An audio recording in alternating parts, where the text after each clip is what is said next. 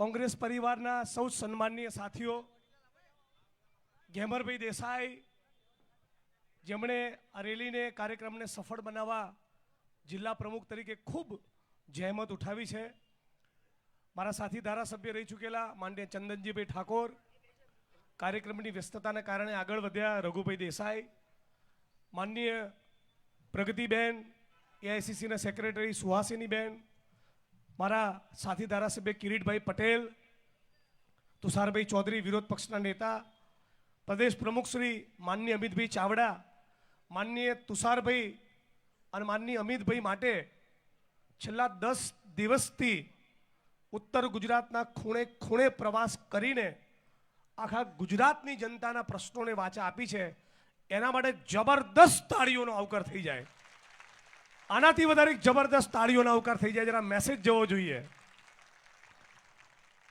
સાથીઓ, આ ગુજરાત એ આપણું છે, અંગ્રેજીમાં કહીએ તો એને રિક્લેમ કરવાનો સમય છે. આ ગુજરાત એ આપણું છે. કેવા માણસો સત્તાના સ્થાન ઉપર બેઠા છે કે જેમના શાસનમાં સ્ત્રીઓને નગ્ન કરીને મણિપુરમાં ફેરવે છે અને આ ચોરના દીકરાઓના પેટનું પાણી નથી હલતું.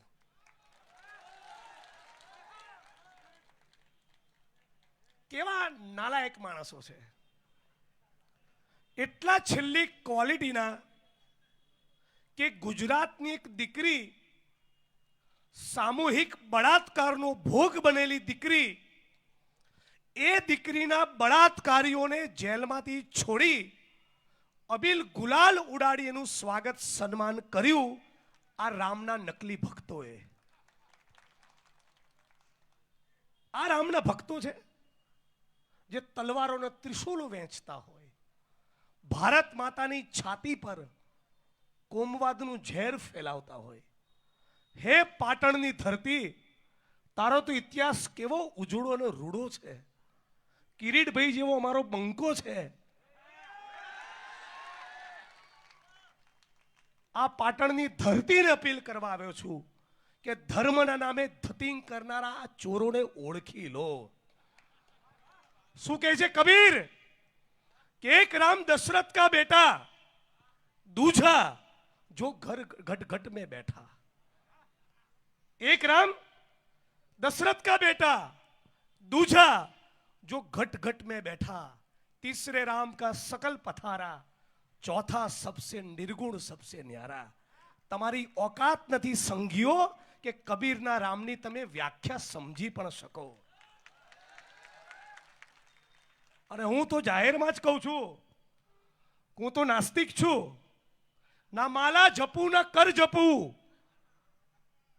માળા કરે ને અને હાથ જોડે, ના माला जपू न कर जपू, मुंह से कहूं न राम, राम हमारा हमें जपे, हम पायो विश्राम कबीरा हम पायो विश्राम.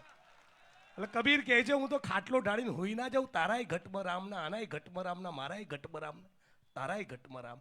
આ રામને જો ઓળખી જઈએ તો રામના નકલી ભક્તો જે ગાંધીનગરના દિલ્હીમાં બેઠા છે એમણે ઓળખી જઈએ. અને એટલા માટે ગુજરાતને રિક્લેમ કરવાનું છે અને કહેવાનું છે કે આ નરસિંહ મહેતાનું ગુજરાત છે, જેણે આપણને કીધું કે વૈષ્ણવ જન તો તેને રે કહીએ જે પીડ પરાઈ જાણે રે. હે આ कहता था कि जो हिंदू हित की बात करेगा वही देश पे राज करेगा. तो एक सेकंड માટે તમને સવાલ પૂછું છું, ગુજરાતમાં જે 42 લાખ હેક્ટર જમીન હિન્દુ ખેડૂત ભાઈઓની બરબાદ થઈ ગઈ, એમાંથી કેટલા હિન્દુ ખેડૂત ભાઈઓને તમે વળતર ચૂકવ્યું? ગુજરાતની ભાજપ સરકાર એનો જવાબ આપે. જવાબ આપે. આ દેશના પ્રધાનમંત્રી કે એવું કયું કારણ હતું કે સરદાર વલ્લભભાઈ પટેલે સંઘ પરિવાર ઉપર બેન મૂકી દીધો તો? બેન કેમ કે ગાંધીજીની હત્યામાં એમની સામેલગીરી હતી. બહુ દુઃખ થાય છે કે આપણા ગુજરાતી સમાજે આવા ગદ્દારો આ ભારત ભૂમિના ગદ્દારોને માથે બેસાડ્યા 28 વર્ષ સુધી. દેશની આઝાદીમાં કોઈ યોગદાન નહીં. 52 વર્ષ સુધી તિરંગો લહેરાયો નહીં, જનગણ મન ગાયું નહીં. આ આરએસએસ વાળા ના ગાંધી અને સરદારની જોડે હતા. ઇતિહાસ ખોલીને જોઈ લો. અને તમને તો ઇતિહાસ ખબર જ હોવી જોઈએ, તમારા તો પ્રોફેસર છે ઘરમાં. આ આરએસએસ વાળા એ ગાંધી અને સરદાર જોડે નતા, સુભાષચંદ્ર બોઝ જોડે નહોતા, ભગતસિંહ સુખદેવ ને રાજગુરુની જોડે નહોતા, અને ડોક્ટર ભીમરાવ બાબા સાહેબ આંબેડકર અને ફૂલેની જોડે નહોતા. તો ક્યાં હતા? હે પાટણની ધરતી, આ સવાલ પૂછવો કે નહીં? હે ગુજરાતીઓ, આ સવાલ પૂછવો કે નહીં?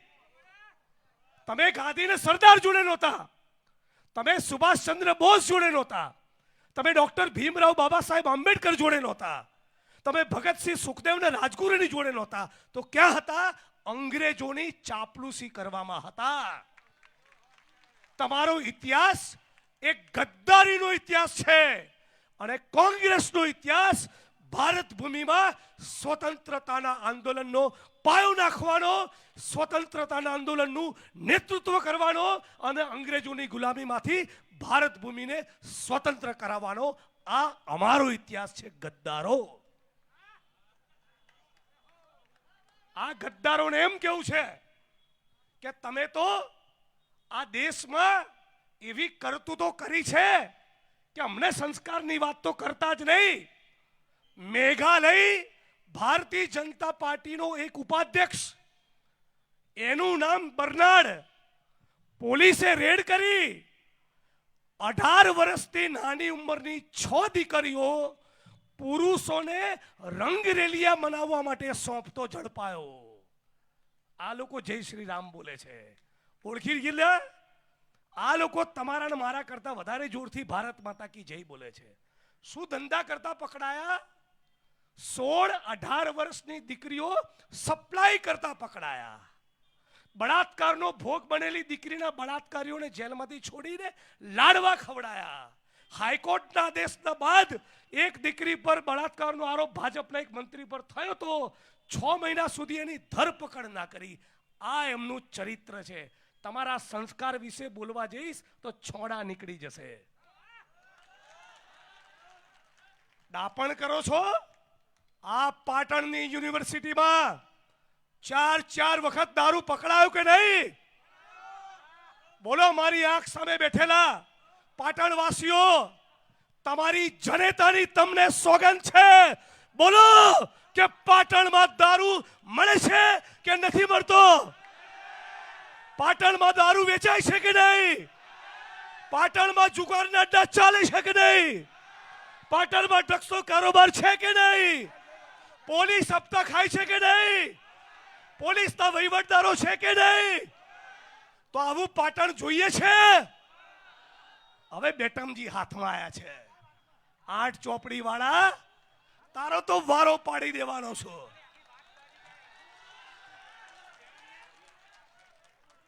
એક મિત્રએ મજાકમાં કીધું, આમે અડ્ડાઓનું લિસ્ટ છે. આ લોકો ક્યાંય હારું નહીં રાખ્યું.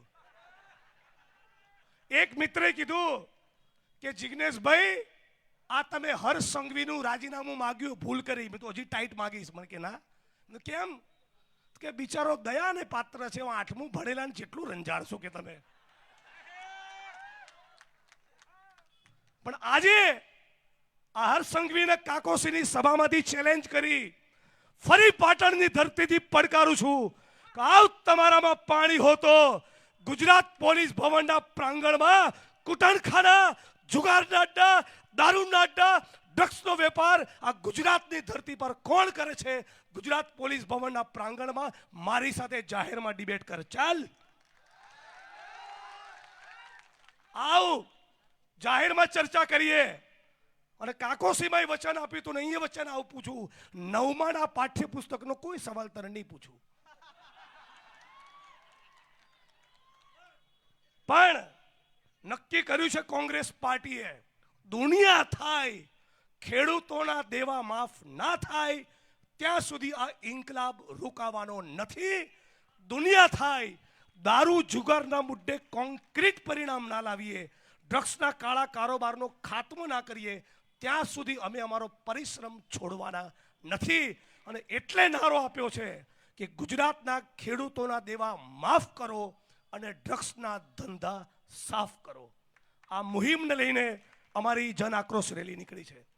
મારી બહેનો અને માતાઓને ખાસ કહું, અને પાટણવાસીઓ તમને કહું, આ વિડીયો વડગામ પહોંચશે, વડગામના લોકોને પણ કહું, ગુજરાતના ખૂણે ખૂણે બેઠેલા લોકોને કહું કે આ તમારું ઇન્સલ્ટ અને અપમાન છે. આપણા મોહલ્લાની બહેનો માતાઓ સતત કહેતી હોય, આપણા યુવાનો અને વડીલો સતત કહેતા હોય, અને એક બે બદમાશ બુટલેગરો એ દારૂનો ધંધો ગામમાં બંધ ના કરે, એ આપણા માટે પણ એક શરમનો વિષય છે. અને પોલીસના મિત્રોને પણ કહું છું, જે પ્રમાણિક છે, ઈમાનદાર છે, નિષ્ઠાવાન છે, રાજ્યની રાષ્ટ્રની સેવા કરે છે, એને પણ પાટણની ધરતી પરથી સલામ કરું છું અને વંદન કરું છું.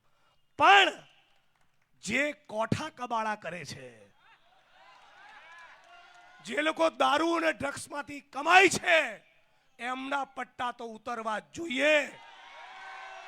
અને એટલું જ નહીં, ધારાસભ્યો, સંસદ સભ્યો, મંત્રીઓ, આઈએસ આઈપીએસ ઓફિસર, મીડિયાના માણસો, ઉદ્યોગપતિઓ જે પણ ખોટું કરે, મારા તમારા સહિત એ બધાને પટ્ટા ઉતરવા જોઈએ. ખોટું કરવું નહીં અને કોઈના બાપથી ડરવું નહીં. મને જો હજળબમ બોલું છું ને, પાટણની બજારમાં કહું છું ને, આખા દેશના ખૂણે ખૂણે જઈને કહું છું કે નરેન્દ્ર મોદી, તમે તો ગુજરાતની આબરૂને નીલામ કરી છે. હજી કહી દઉં, આવનારા દિવસોમાં આવશે રમતું રમતું તમારી જોડે મોદી સાહેબની એવી ફાઇલ અમેરિકા જોડે પડી છે ને કે મોં બતાવવાના લાયક નહીં રહે. આજની તારીખને સમયના વિડીયો રેકોર્ડ કરી રાખજો. ભારતના પ્રધાનમંત્રીની વાત કરું છું, અને આખા ગુજરાતમાં, આખા દેશમાં 25 વર્ષથી આ ફિક્સ પગાર આઉટસોર્સિંગ કોન્ટ્રાક્ટના કર્મચારીઓ ગુજરાતના ખૂણે ખૂણે રેલી કરતા હોય. આશા વર્કર, આંગણવાડીની બહેનો, જીઆઈએસએફના જવાન, સફાઈ કામદાર, હોમગાર્ડના જવાનો, મલ્ટીપર્પઝ હેલ્થ વર્કર, આ તમામ કર્મચારીઓ એ સતત 25 વર્ષથી કહી રહ્યા છે કે ફિક્સ પગાર આઉટસોર્સિંગ કોન્ટ્રાક્ટની ગુલામીમાંથી અમને મુક્ત કરો. હાઈકોર્ટમાં કેસ જીતી ગયા તો આ દુષ્ટ સરકાર એ સુપ્રીમમાં કેસ દાખલ કર્યો. તમે વિચાર તો કરો. અને પછી નાના કર્મચારીઓને મારી સામે ઉશ્કેરે છે.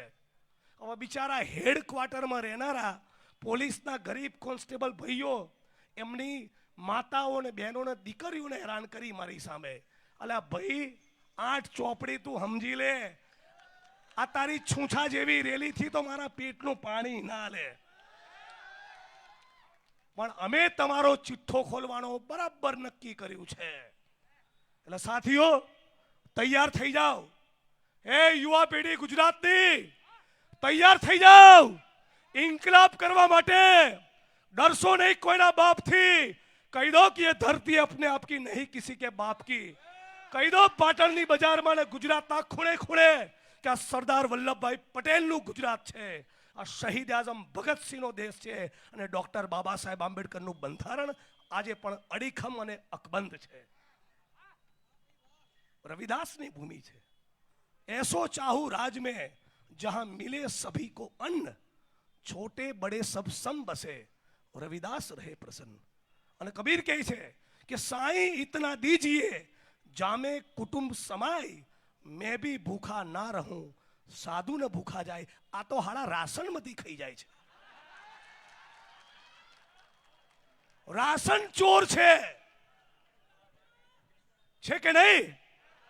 વિધવા બહેનોના પેન્શન ખાઈ જાય, ગરીબ માણસનું રાશન ખાઈ જાય, દારૂ જુગાર ને ડ્રગ્સ માંથી કમાય.